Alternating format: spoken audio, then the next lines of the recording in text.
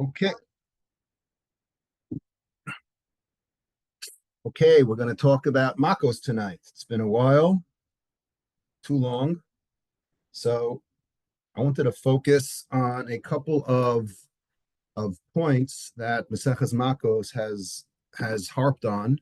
Well, we're about to get to one in terms of the whole procession and how Makos works, the lashes. But I wanted to start off by discussing the concept of Ari Miklat. That was last week's daf over Pesach, and it's just a lot of fascinating, I thought, Hauros points and notations that came about in the various pages. So I wanted to read a couple of the Mishnayos just to familiarize or do some chazara. So if you go to daf Tes Amud Beis, that is where the fun starts. The Mishnah on 9b toward the bottom says Lahechan Golin. Okay, in introducing the second parak, which is called Elohen Golin, the first discussion is what kind of actions does one get in order to warrant going to Ari Miklat. So there's a discussion about how you accidentally fall on somebody. Are you going up a ladder? Are you going down a ladder? Is it an upward motion? Is it a downward motion? So that itself is a big discussion. We're not going to focus on that. We're going to focus on, in general, two things. First of all, why do you go to Golis? Meaning, what is this all about? Right? And how long do you have to stay there? Okay, so those are the two things. Those are the two Mishnahs we're going to deal with, one on Tes and one on Daf Yud Aleph. So on Daf Tes, the Mishnah says, Lahechan Golin, La'ari Miklat, L'shalosh be'ever hayardin, L'shalosh be'eretz Canaan. So first of all, you have to know there's three on each side of the Jordan, three on the west and three on the east. Shenemar et shlosh harim titenu me'ever liyarden ve'shlosh harim titnu be'eretz Canaan. Okay, so that's the pasuk from Maseh. Now, just as a general introduction, this concept of Golus is mentioned three times in the Torah. Okay, it's mentioned in the pasuk that we just brought in the Mishnah in Parshas Maseh. It's repeated in Parshas. It's repeated in Parshas Shoftim. Okay, and it's also the very first is an obscure pasuk found in the beginning of Mishpatim, where it says "V'samti lecha makom asher yanus shama." Okay, so there's actually three times that it's mentioned. So this Mishnah is talking about the time in Parshas Maseh where it sets up the locations of these six cities, and the Mishnah goes on to say, "Ad shelo nivcharu shalosh be'eretz Yisrael lo hayu shalosh be'ever hayarden koltos." It's basically a package deal, meaning it took 14 years for Yehoshua to conquer the land. So once he conquered the land, then the other three on the other side took effect. So it was a package deal, all or none. They're all activated at the same time. You can't have three on and three off. That's not how it works. Okay, and the Mishnah goes on to say, "Umachabonos lahen drachim mizu lezu," and there were highways between the cities. Right, these cities were also Ari Leviim, as we know already. So now the Mishnah goes into a little bit more detail, not about the geography per se, but more about the procession, how it actually worked on a logistical level.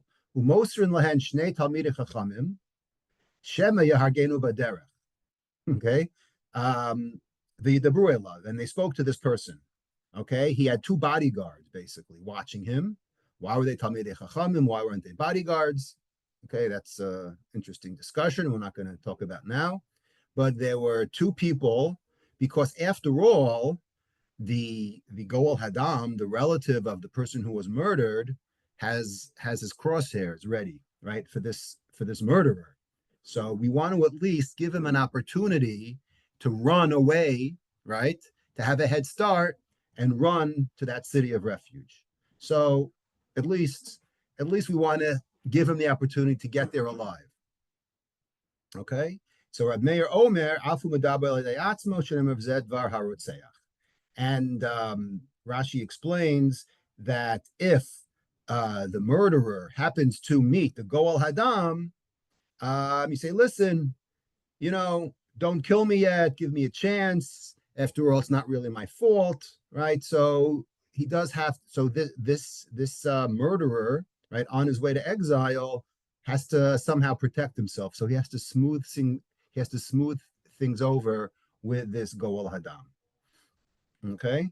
Rabbi Yossi Bar Yehuda Omer Betchila Echad Shogeg Vechad Mezid Makdimin La'ari Miklat Ubezdin Shochan Uviano So Misham. So Rabbi Yossi Bar Yehuda says the way it actually worked historically, and it's funny because we learned the whole Maseches Sanhedrin, right? And we didn't even know this halacha. Originally, everybody who would kill, whether you killed B'Shogeg, whether you killed B'Mezid, it doesn't matter. The first thing you do, right? Today, what's the first thing you do? You hire a lawyer, right? And you don't say anything. So back then, they had a different system. They would just run to Ari Miklat. And then, Ubezin Shochan Uviano So Misham. And then Bezin would say, okay, show me the new people that came. And then they would remove them and bring them back to the courts. And then they would try them, right? But the first step was for the murderer to actually run away, right? Interesting. Mishan is chayiv misa bebezdin hargua. If this person who ran to Ari Miklat was found that he's not a person that deserves Ari Miklat because he killed B'Mezid and it wasn't an accident, so then they take out the death penalty on him. V'shalon is chayiv misa patruha. And if someone is not chayiv misa, meaning he did not kill someone, okay, or he killed him in a way that you don't get galus, because remember, only a specific action gets galus, okay? You have to be, we'll use the word lucky, right, in a cynical sense, to actually merit galus, because after all, it was a kapara. So you have to kill someone specifically by accident in a specific way, okay? So if you weren't chayiv misa, then they would send you home. Okay, so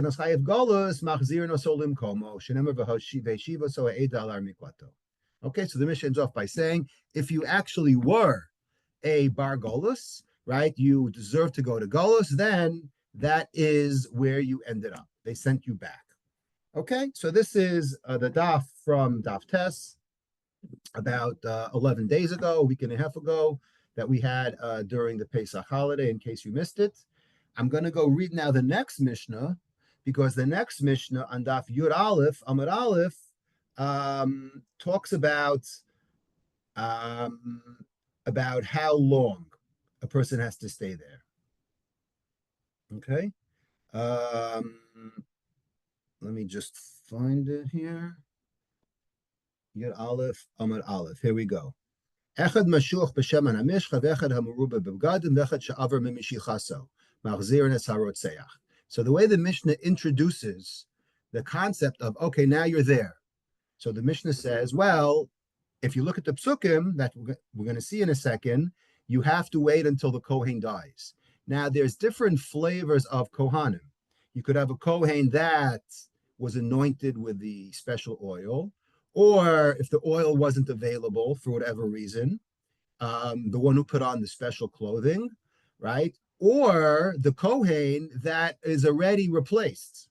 Okay, he's the previous Kohen Gadol. Okay, it's called Avar Memishichaso. Okay, what happened was, the way Rashi explained, is that the real Kohen Gadol became disqualified, and then you had the substitute. And then the first one, when he became qualified again, he takes over the starting job. Okay, so the second one's like, okay, what do you do with me now? Right? So he's like, like the backup quarterback, but he's good, right? So now he's actually capable, and he proved it by being the Kohen Gadol, but he can't be active anymore because the first one is now back in action. Okay, that's what we call Over Memishichuso. So any one of these three Kohanim, if one of them died, the opinion of the Mishnah is that the Rotzeach leaves the Ari Miklat. Rabbi Yehuda Omer Af Mashuach Milchama Machzer Sarotzeach. Rabbi Yehuda says even the fourth Kohen Gadol, or the fourth type of Kohen, is called the Mashuach Milchama. He's the one that leads the soldiers in the war, right? If you remember the Psukim, says that in Parsha Shoftim that he has to announce Miha'ish, right? He gives everyone a pep talk. That's called the Kohen HaMashuach Milchama. He also, if he dies, then all of these murderers are let free from the Ir Miklat. Okay? So the Mishnah ends off by saying, Lefichach. Now that you understand that there's a very, very strange trigger, okay, that lets everybody go home, right? That's the word lefichach comes to tell you. Imosein shel kohanim misapkus lehen michya uksus.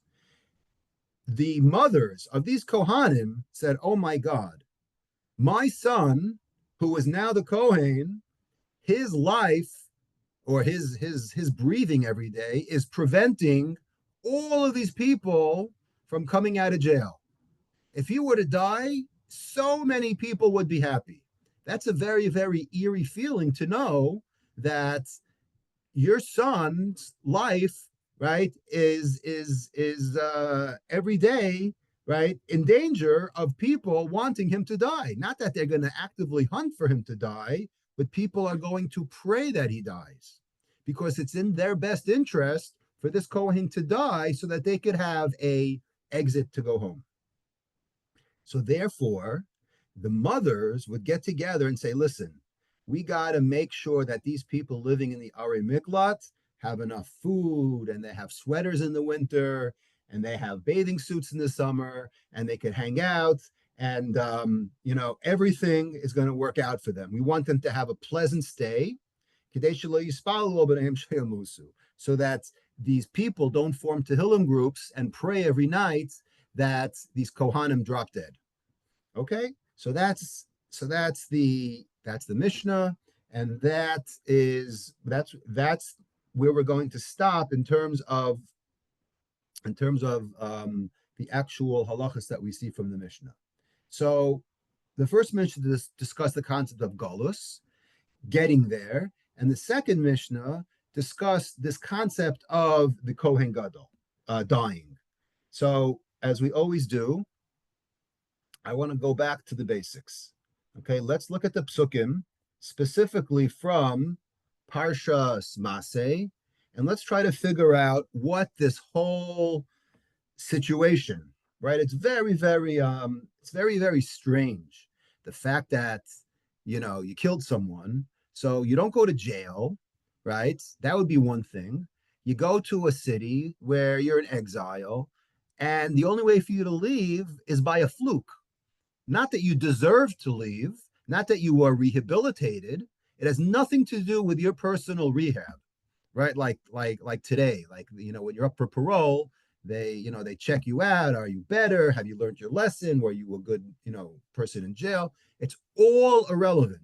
You could be the worst person, but if you're in Galus for a week and the Kohen happens to die, then your sentence is commuted. So there's something very, very strange, one would admit, is going on over here. So I'm going to read the psukim from Parshas from Parshas Maseh.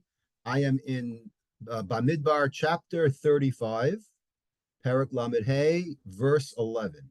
The pasuk says, "V'hikrisem lachem arim, arei miklat tihiyena, lachem v'nas shama rotzeach, makeh nefesh bishkaga." Okay, so the beginning of this paragraph talks about, when you come into the new land, we're going to set these rules. And one of the rules is we're going to provide a city of refuge for you to have so that people who inadvertently killed someone, okay, should flee there.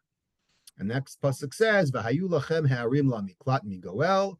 These cities shall serve as a refuge from the Goel, right? We call him the Goel Hadam, the avenger, right? The relative of the person, the father, the brother, the uncle, whoever it is, the person who now wants revenge, so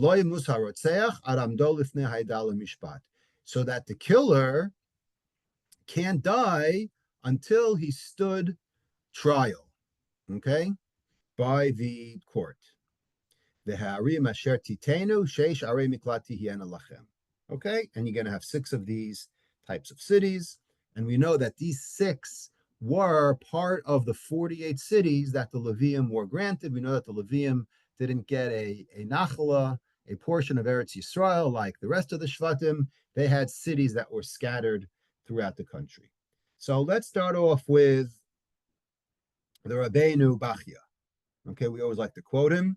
So let's see what he says about the pasuk V'nas Shama Rotzeach Makeh Nefesh Bishkaga. So it says Rabbeinu Bachya, Aval Eino Chayev Misa, Kivan Shelo Hargu B'Mezid. Okay, so because it was by accident, okay, so he's not Chayev Misa. V'hadin Hazeh Yoresh Shahalev Ikar Ha'adam V'Ikar Kol HaMitzvot V'Chol HaAveirot. What is the how should we say, what is the driving force of a person, right? The main driving force is the heart of a person. That's what guides his activities for mitzvot and averot. Ve'alken hu ne'enash begalus v'lo b'misa.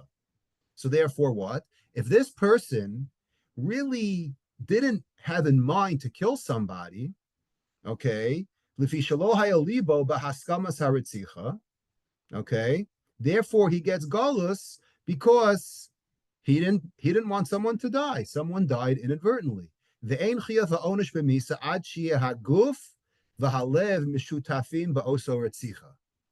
Rabbeinu Bachya puts together, right? We've heard this the guf and the neshama, right? We've heard that discussion we've had.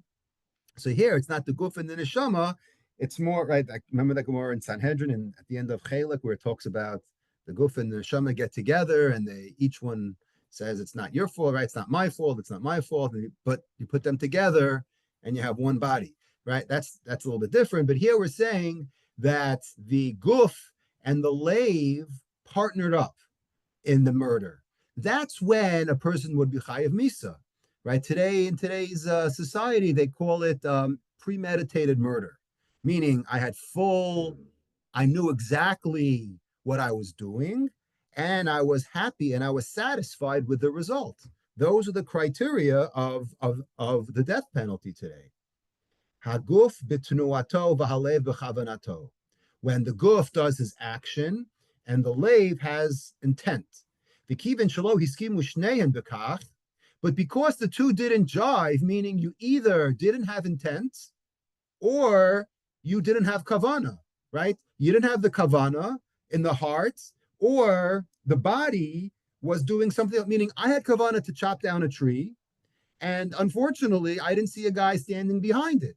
So yeah, I wanted to chop down a tree, but that doesn't mean I wanted to kill the person, right? So that's a classic case of the lave and the guf not acting in sync. Okay, therefore, goal of enoner. Then the Rabbeinu Bachya goes on a nice tangent, and he says beautifully, he says, and that's what it is regarding mitzvos. Everything is dependent, believe, in the heart. Shim asa mitzvah v'lo niskaven ba belibo latzat l'shem shemayim en lo schar mizeh. So he's touching on a semi-controversial point, which is, we've had the discussion of whether mitzvahs trichas kavana. If I'm doing something, I put on tefillin and I'm daydreaming, I have no idea what I'm doing, I'm thinking about my test, and meanwhile I put on tefillin and I daven and I have no idea what I'm doing, right? Or I take a lulav and an esrog, I have no idea what I'm doing, I have no kavana, so am I yotze or not? That's, in general, a discussion of mitzvahs trichas kavana. But here the Rabbeinu Bachya goes out on a limb and he says that someone who has no kavana in his heart, then there's no schar. Right? You have to have kavana to do it. David, he goes on to say, a quote from Tehillim Kuf Yutes, a famous chapter that says, I I reached out my hands to do your mitzvahs that I loved. When a siyat kapayim and lifting up your hands, that's the kavanah. So you have to do something. And he goes on to say at the end, the din Torah lihiyot rotzeach bishkaga gola. So we understand the concept of, okay, you didn't have intent, so therefore you let go. But what is this concept of golus, right? What's going on over here? The strange Ari Miklat. So says the Rebbeinu Bachit Sheken Matzina Adam Harishon. Shamar Hakasuv Zechora Chamecha Hashem B'Chasedecha Ki Me'olam Hema. Right, we say that in Tachnun every day. Right, Ribbono Shalom Amar David Ribbono Shalom Rachamecha B'Chasedecha Heim Al Harotzeach. Right, you have compassion on the murderer Sheta Mechin Lo Ari Miklat. The gold Hasham Kiven Shaloharag B'Mezid Ve'enu Ro'i Lamus. He goes out to exile because he didn't have kavana, he didn't have intent, so therefore he shouldn't be killed. The osan harachmin ma'olamhin, right? Sheken asita la'adam harishon shehebi misa l'chol adoros v'richamta alav lihiyos gola. So he brings this concept, Rabbeinu Bachya, of galus all the way back to the original sin. Now, true, Adam did a lot of things wrong. One of them wasn't murder. However, he inadvertently brought misa to the world, and you had compassion for him, right? And what did you do to Adam? It says, "Vayeshalchehu Hashem Elokim migan Eden." Uksiv vayegarish es Adam. Lakach nemar zechora chamecha Hashem b'chasidecha ki me'olam hema. Right? That's what the pasuk means that we say every day. Remember the rachamim that you had for Adam Harishon when you could have come down hard on him. You ended up sending him to Golus. So that's a very beautiful Rabbeinu Bachya on why we have this concept of going to Ari Miklat. The interesting next source, I looked up the Rambam. I don't know if in quote from the Moreh Nevuchim, but there's a Rambam that says as following. He says, Asher lekach sherotzeach bishkaga yigale. Right, the fact that a person who kills bishkaga goes to galus, davar zeh noed lahashkit et nafsho shel goel hadam. Okay, why do you go into exile? Because the anger of this goel hadam is sheket, is a little bit cooled down, right? Kidei shelo yira et mi shehatakala zeh ba'al yado. If I can't see this murderer, I'm a little bit, better off. If I have to see him every day in shul, and I know that he, albeit right by accident, killed my brother, I can't face him every day. I'm gonna lose my cool one day, and I'm gonna stab him, right? So the Torah had this foresight of saying, you know what, get this guy out of here, right? It's almost like right today where we're like, if you're an informant, right, you get this right, you get the what's the word I'm looking for, you get special security, right, you get whatever the term is, right? So you don't want people around you knowing that you killed someone. Okay, Chazara so nitle b'mos ha'adam hanichbad biyoser mahanashim. So now that we spoke about Golus, the Rambam goes and says, and offers some kind of explanation as to what in the world the Kohen Gadol has to do with anything, right? So the Rambam in the Moreh Nevuchim says that the Torah picked the person who's honored the most, which is the Kohen Gadol, the Ha'ohu B'yoter al Kol Yisrael. Why are we waiting for the Kohen to die? Ki bekach tishko nefesh hanifka shekrovo neherag. Because he's the most honored person, so when the Kohen Gadol dies, the Goel Hadam is also upset, right?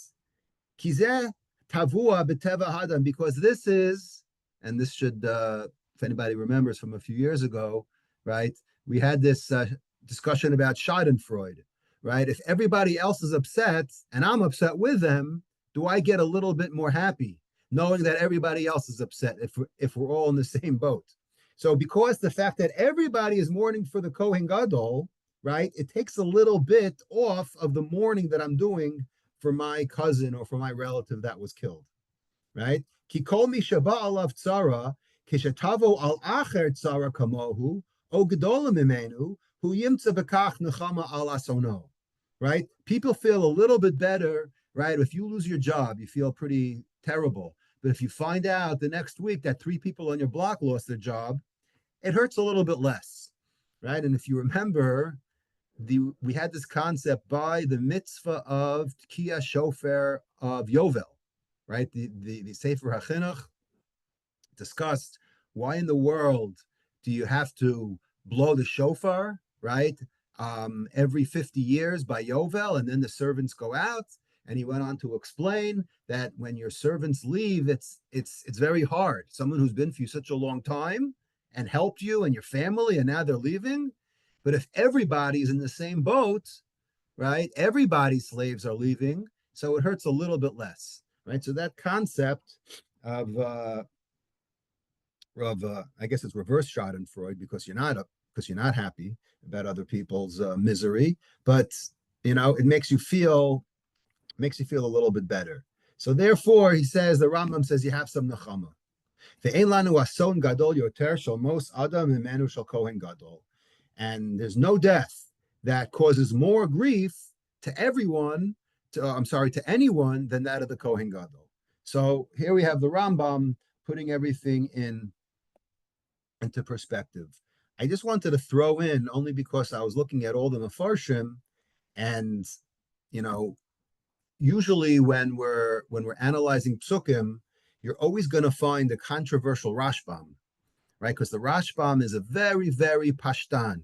He interprets the pasuk literally, and that's it. So believe it or not, the Rashbam says, Admos hakohen hagadol, lefi pshuto kol yemei hashofet hagadol. Says the Rashbam, everybody's learning wrong. Again, unbelievable. You could have a whole 7 blot in the middle of Makos talking about the Kohen and the Kohen and the Kohen. Says the Rashbam, if you just learn the simple interpretation, the Kohen Gadol should not be taken literally. Okay? It's talking about the judge. Meaning, the Rashbam is asking, what does a Kohen Gadol have to do with anything? If anything, it should be the judge who put this person to Golos to begin with. That makes more sense. If that judge dies, then the person should go home, right? So I just wanted to throw that out there to show you that there's always a controversial Rashbam lurking. And it's very ironic because the Rashbam is very, very short. If you ever learn Bava Basra, you know that the Rashbam is anything but terse. So a little bit of interesting notes.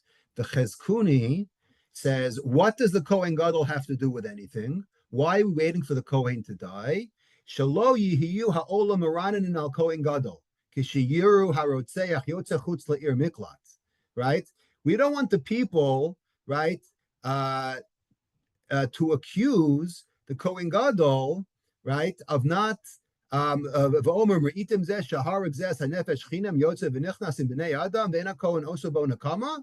right? We don't want people to accuse the Kohen of not having fulfilled his job of seeing that murder doesn't go unpunished. Right?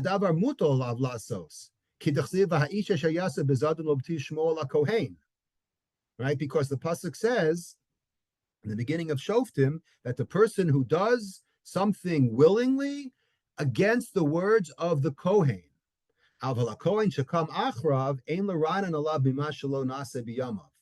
right? So they wouldn't be able to blame the new Kohen because the killing didn't happen while he was while he was presiding. That's right. So therefore, if there's a new Kohen, then the Kohen had nothing to do with it. So the Chizkuni kind of blends this concept of, okay, this murder happened during the watch of this first Kohen, right? So therefore, you don't want people to accuse the Kohen of not doing his job properly. And that kind of ties in to to what the Rashi says of why we're waiting for the Kohen, and this is a famous Rashi. He quotes the Sifri and he quotes the Gemara in Makos. Okay, Daf Yud Aleph. Admos HaKohen HaGadol shehu ba lahastro shchina b'Yisrael ulaharich yemehen. What is the job of the Kohen? Okay, he's the one that causes the Shechina, right, to be present in Eretz Yisrael, and to have people ulaharich yemein, and to prolong people's days, as opposed to v'harotzeach ba'lasalik es hashchina miYisrael u'makatzer es yemei hachayim, and the murderer does the opposite. Murder blocks the Shechina and shortens the lifespan of people. So therefore, eno kedai shehia lifnei kohen gadol. So therefore, this person is not worthy that he should be anywhere near a kohen gadol. That's why, as long as the kohen gadol is kicking, right, the people have to stay in Galuth. Once the kohen is out, then the people could leave. So that's one opinion that Rashi brings. And the second is davar acher shelo haya, lefi shehaya lo kohen gadol hispalel shelo te'era takala zu liyisrael b'chayav. So it's interesting because we're about to see the Maharal as a problem with this Rashi. Rashi just says, he quotes the Gemara in Makos, but it's not so accurate. Rashi says, because the Kohen Gadol should have davened, that something like this should never happen. So because it did happen, we take it out on the Kohen. Okay, that's the Gemara, kind of. It's not accurate, 100% accurate. So the Gur Aryeh says, I don't understand. He says, Lo yadati, the Gur Aryeh is the Maharal. So his Perush on Rashi, he says, Lo yadati hechan matza Rashi davar zeh. Sheyomer hakasov admos hakohen hagadol b'shvil dahavele lihispalo. He says, if you look in the Gemara on Daf Yud Aleph, the Gemara didn't say that. Ela amar v'yashav shamad most hakohen hagadol. Lefichach imosehen shel kohanim hayimisapkim lehen mayinu mazon. Right? Because they had to wait, because the people had to wait until the Kohen to die, therefore they would daven, right? The mothers of the Kohanim, right, would prepare, right, mayim and mazon, in order so that the people shouldn't have their Tehillim groups every night, so that the Kohen to drop dead. Umakshe, and the Maharal says, and on that statement, the Gemara asks, ha'imatzli maisi, hold on a second. Your whole presumption is that God is going to listen to the Tehillim of these murderers. What kind of preposterous assumption is that?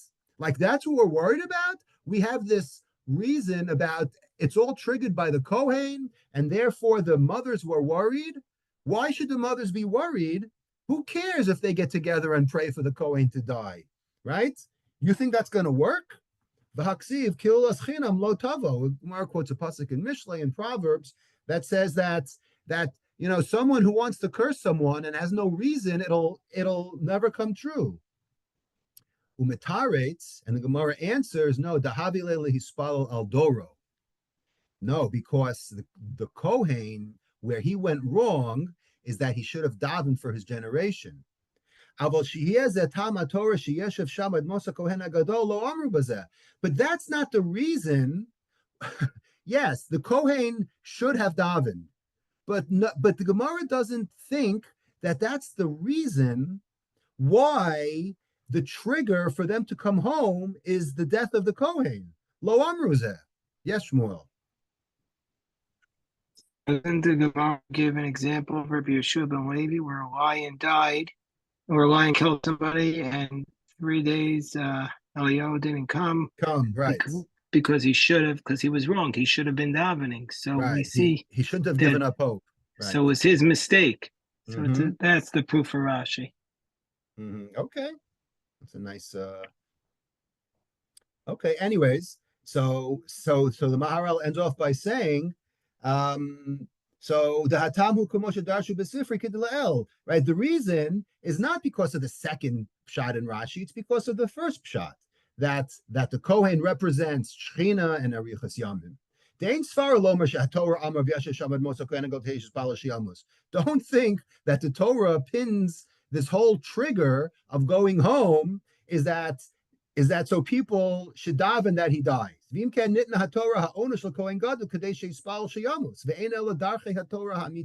This is not the way of the Torah, that it's going to come to such a pathetic situation where people literally have Tehillim groups to hope and pray that the Kohen drops dead.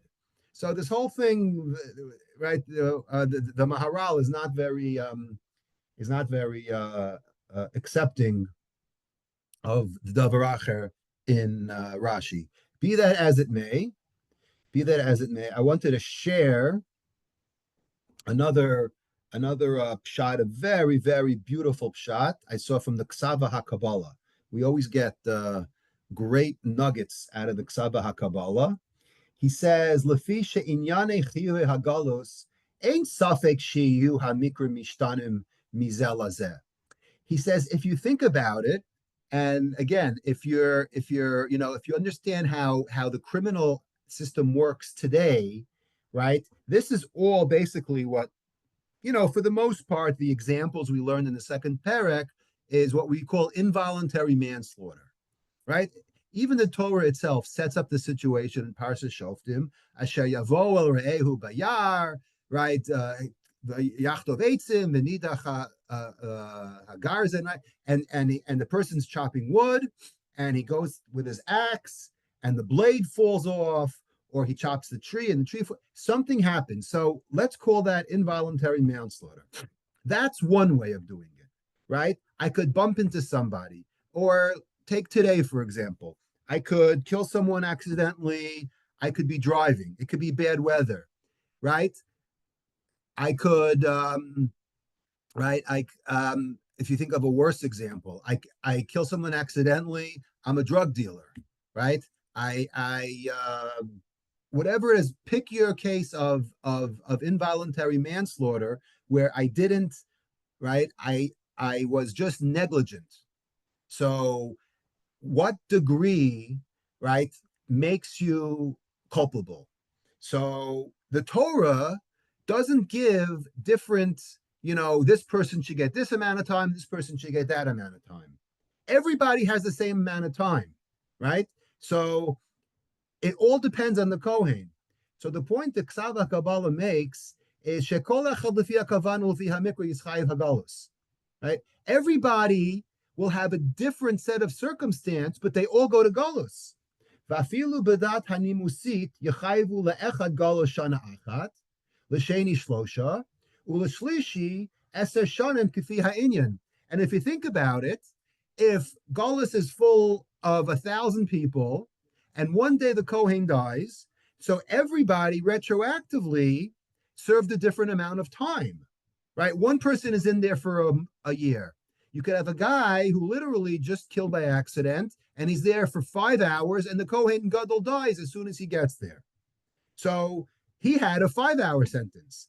You could have someone next to him in the next cell who could be there for 35 years. Everybody has a different sentence. וכבר אמרו חז"ל שעניין השוגג הוא ששניים נמצאים בפונדק אחד, זה חייב מיסה וזה חייב גלוס. Right, remember that? Where it says Valokim mina liyado, so the setup is divine retribution, right? God has this all figured out. It's all pre-programmed that the person who fell from the ladder killed the person who should have died because he was a murderer, but the person who fell was really Chayev Galus, so this is his way of getting to Galus. Okay. And the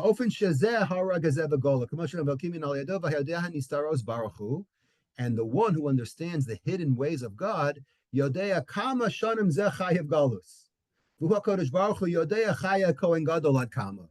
it's like a computer program. You input everything in. God knows how many years you're going to get in Galus, and he knows when the Kohen is going to die. So all of this is a setup, right? It's like a movie. It's all a setup to show that everybody has a different sentence depending on the severity of their involuntary manslaughter, how involuntary, in fact, it was. Ba'ofen shelo ye'una lezel lihios horeg v'gola teramos hakohen rakafi hashanim shu chayav golos. We don't want someone in there too long. V'im haisa hatorah kavah zman kavua legola shavu lekulam haya mishpat meukol. He says that's why the Torah can't say, okay, if you kill Bishkaga, you get 7.5 years of hard time in Golos. That's not how it works. You know why? Because everybody's actions were different. Just like today, when the judge sentences you, sometimes you could get 1 year in jail, sometimes you could get a month, sometimes you could get 20 years, right? Again, you're distributing fentanyl, and yeah, you may not have intended to kill people, but if you got a bad batch and someone ended up dying, you're going to get 20, 25 years, right? If you go outside at night and you make a wrong turn because you're on your phone and you kill someone, you may get 2 years. You're not going to get 25 years because you never intended for malice. So every situation is different than the next. So that's why the Torah can't just give one sentence to everyone. The way the sentence is created is God sets up the situation, right? He knows when it's going to happen, and then he knows when the Kohen is going to die. So when the Kohen dies, everybody at that point will have a certain amount of years in Galus, right? Everyone's going to have a different sentence. That's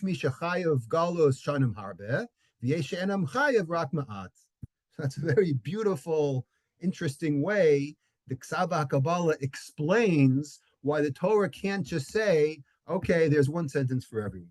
That's really, really, really beautiful. Now, we've spoken about all these commentators.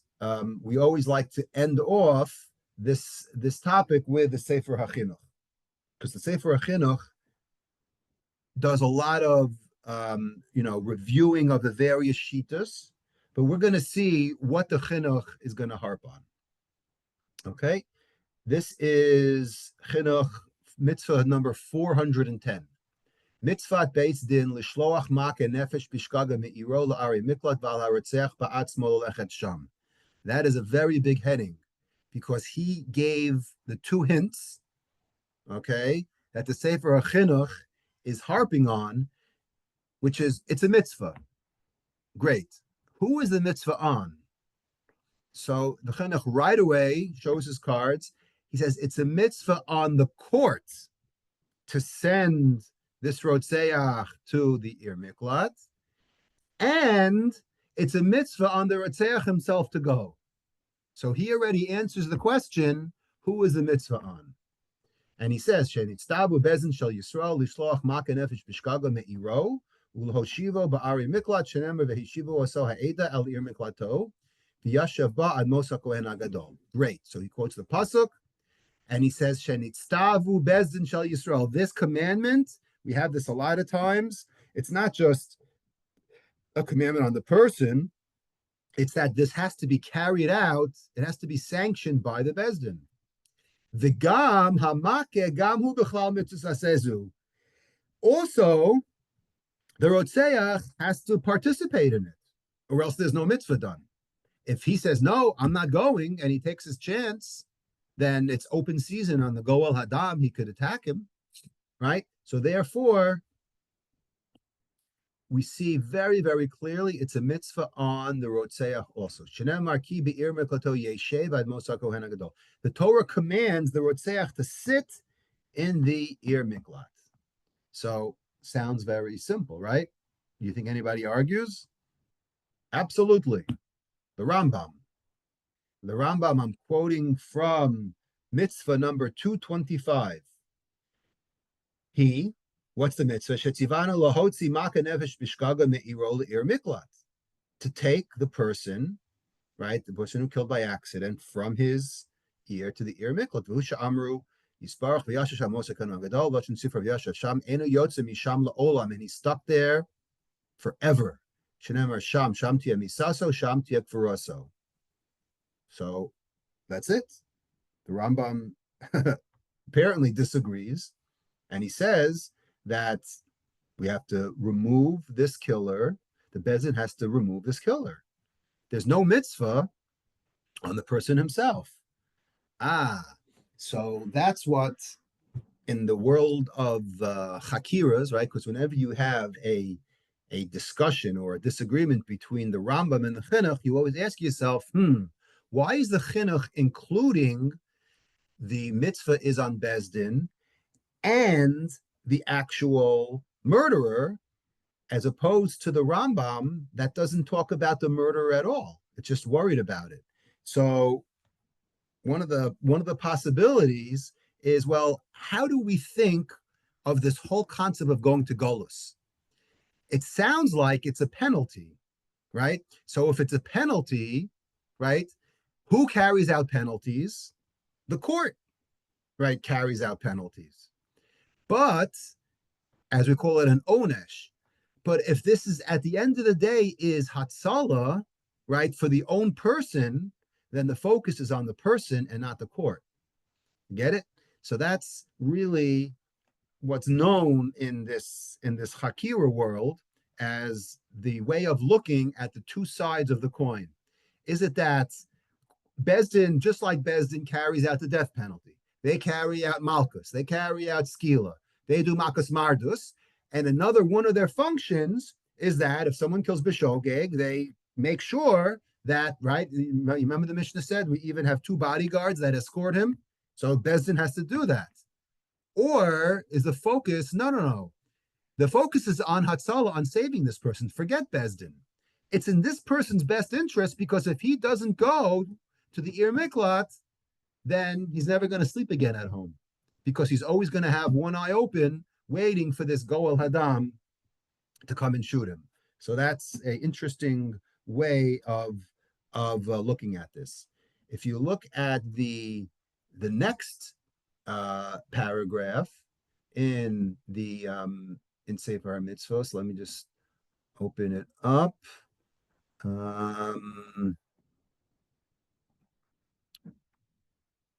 Misharshe HaMitzvah. Okay, we always know, we know that the Chinuch always gives a reason. Lefisha avon haretzicha chamur ad me'od. When it comes to murder, it's the most chamur thing. It takes the cake, right? It's the very, very, very chamur. Sheba hashchatas ha'olam. What is murder? It's the destruction of the world, of people. At sha'amru zichrono bracha, right? And he quotes the Rambam over here, a famous Rambam, shahoreg nefesh b'mezid afilu asa kol hamitzvos eino nitzil min hadin. We know that there's 613 mitzvos. We already learned in Sanhedrin that we have a concept called the big three: Gilu Araya, Shvichas Damim, Avodah Zarah. But if you were to take the big three and someone were to ask you, I don't want the big three, I want to know what the big one is. If you had to say what the worst one is, then the Rambam would say it's murder. Gilu Arayas, terrible, right? Avodah Zarah, worse than terrible. But when it comes to murder, that's, like I said, that takes the cake. Why? So let's look at the Rambam in Hilchos Rotzeach, 4:9. Okay, actually it's 4:8. Perek Dalid, Halacha Ches. What is it about murder that nothing could compare it to? Hahorig nefashot v'lo hay. I'm reading from the Rambam. Hahorig nefashot v'lo hayu edim. Roan oso ka'achas ela ra'u ha'echad echad o shaharag b'fnei shnei edim v'lo hasra o shechushu edim b'bikos v'lo chuchu b'chakiros kol ela haratzchanim konsen osan l'kipa. Do you remember? It was about a month and change ago. We had this concept of kippah, okay, in Masechah Sanhedrin, right? Where at the end of Ben Sohar Mora, where it basically said that sometimes, right, you would go to jail if we couldn't figure out a way to kill you because you were chayav misa, okay, but either the Eidim didn't work out, or there was no hasra, or there was something logistically, there was a technical problem with the Eidos, and we couldn't kill you.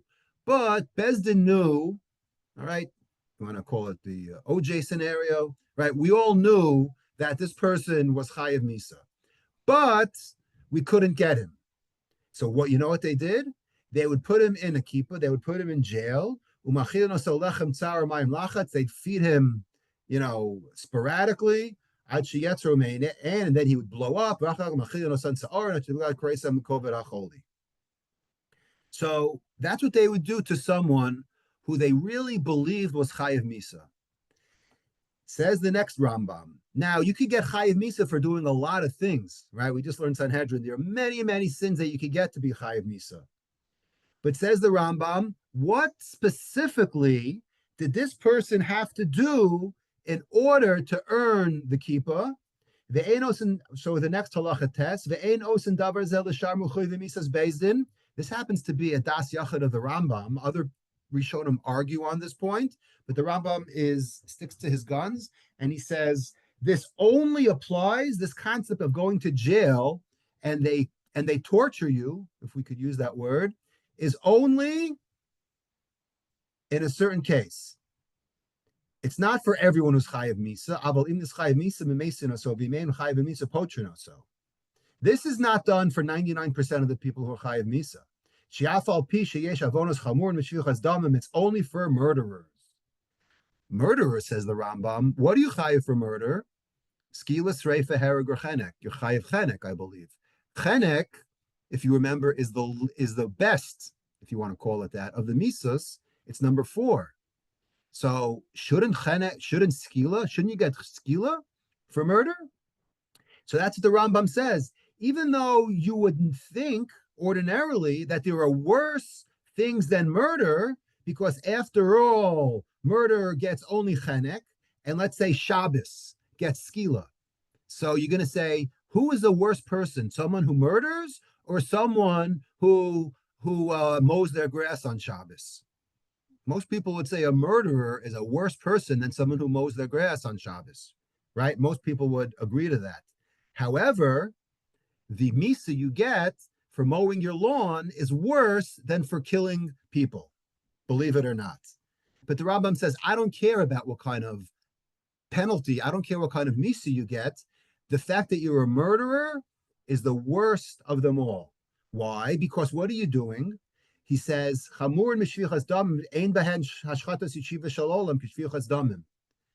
it. Mowing your lawn, okay, it's Shabbos. But here you're destroying the world. Not only that, afilu avodah zara. There is nothing that compares to shvichas damim. She'elu avonos hen ma'aver sheben adam lamakom, aval shvichas damim ma'aver sheben adam lachavero. It doesn't get worse ben adam lachavero than killing your chaver. That's the ultimate. Shabbos and avodah zara and gilu arayos, you could whatever debate philosophically, is it ben adam lamakom, ben adam lachavero, right? Again, because you could have two people who are voluntary participants in gilu arayos, and there's nothing wrong. It could be a great hookup. The problem is God doesn't approve of that shidduch. So you would be chayiv for gilu arayos, right? So again, you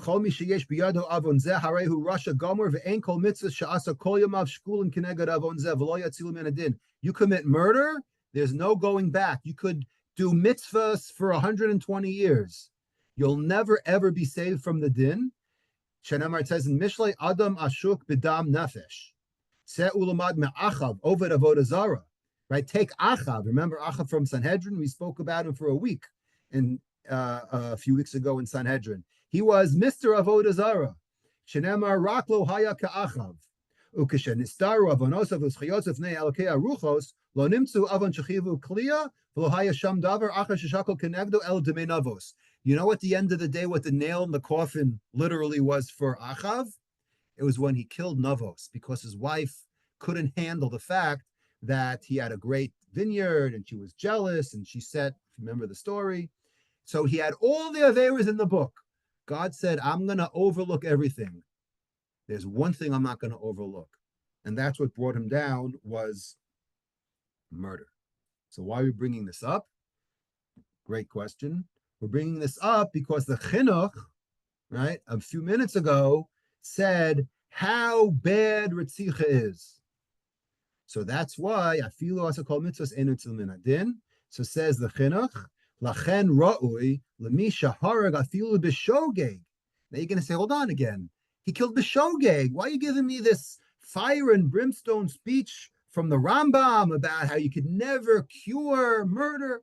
It was Bishogeg. He was chopping trees and he forgot to say timber. It's not his fault. Nevertheless, says the Chinuch, Mekiva and Shabata Takala Gedula Kazo al Yado, the action at the end of the day came from him, from this woodchopper. Sheit Sta'ar Aleha, Sa'ar Golus. He has to suffer. Again, every word here should be looked at. Al Yado Sheit Sta'ar Aleha Tsa'ar Golus Sheshakul Kimat Kitsa'ar Misa.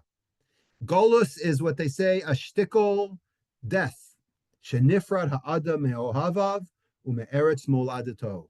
Right? Remember Cain? What he got? Navanad, being exiled. That was his punishment. So they say Golus is a shtickle misa. When you're separated from the loved ones, right? Vishochen kol yamav imzarim. And you spend the rest of your days living with strangers. Wow. So that's what this concept of Golus in the eyes of the Chinuch is all about. Another few more minutes, we'll finish the second paragraph. Va'od yesh tikkun ha'olam b'mitzvah. And a second reason is that there's something called tikkun ha'olam by doing this. K'moshe ba'er ha'kasuv she'yinatzel im zeh miyad goel hadam labal yahargenu alo chamas b'kapav sheharei shogeg haya. And the second, which a little bit of what the Rambam says, that there's some kind of benefit, right, to the world with this mitzvah of him going to Golus, right, because this is a Hatzalah. He's going to be saved from this Goel Hadam, right, so that the Goel Hadam is not going to kill him, because at the end of the day, he was the Shogeg. So that's another reason, is just to get out of the view of the Goel Hadam. That's a second reason. And the third reason is the O toelis bedavar labal yiru krove hamake es harotzeach le'einayam tamid b'makom shenas tahara. Right? This is more like what the Rambam in the Moreh Nevuchim said, that the other benefit is that the relatives don't have to see this guy every day, right? And they're going to look at him, and right, it's just not going to go over well. So therefore, the chol darchei haTorah noam. So this falls into the category of Drachei Darchei Noam. It's just a nice thing to get this murder out of the community so that these people aren't tormented by seeing this person every day. So I think that's a beautiful 3 reasons from the Chinuch. And I hope, that's the end. We got a minute left. So we won't talk about Malchus. We don't have time for it, but I hope you got a little bit more out of this, last couple of weeks of discussing Golus and what it all means and a few of the reasons. Questions?